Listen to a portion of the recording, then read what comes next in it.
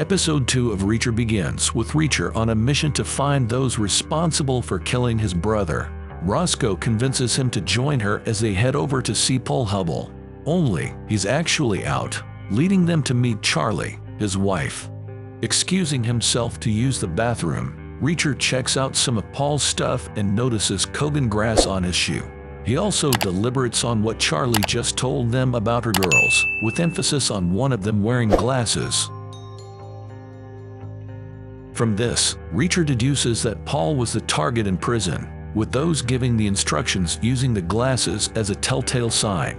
Given Hubble's were smashed and Reacher took that man's sunglasses from the other cell, it appears they went after the wrong man. The investigation continues, with Reacher heading out to the crime scene and retracing Joe and the killer's steps. It appears the shooter wanted to be close, and it appears they may well have been a skilled marksman as well, given the kill shot in the dark.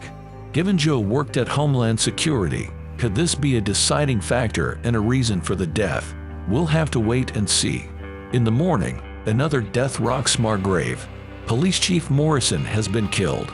The crime scene is gnarly, and in fact the victim is nailed to a wall. This is exactly what Hubble was warned would happen to him last episode. Not only that, Morrison's balls are gone and presumably in his stomach.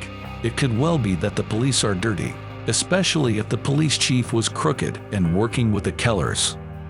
At the town meeting, things grow heated quickly, with Teal deciding to appoint himself chief of police and accusations thrown around.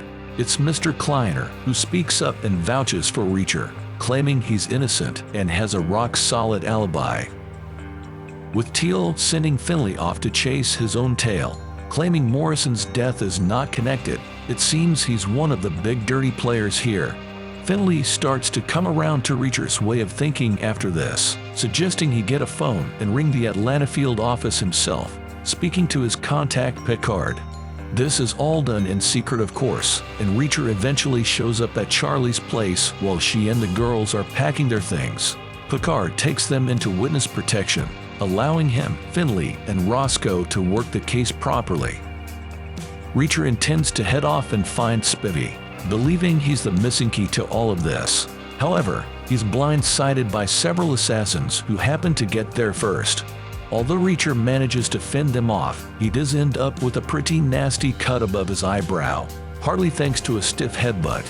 He also has a nasty cut across his back too.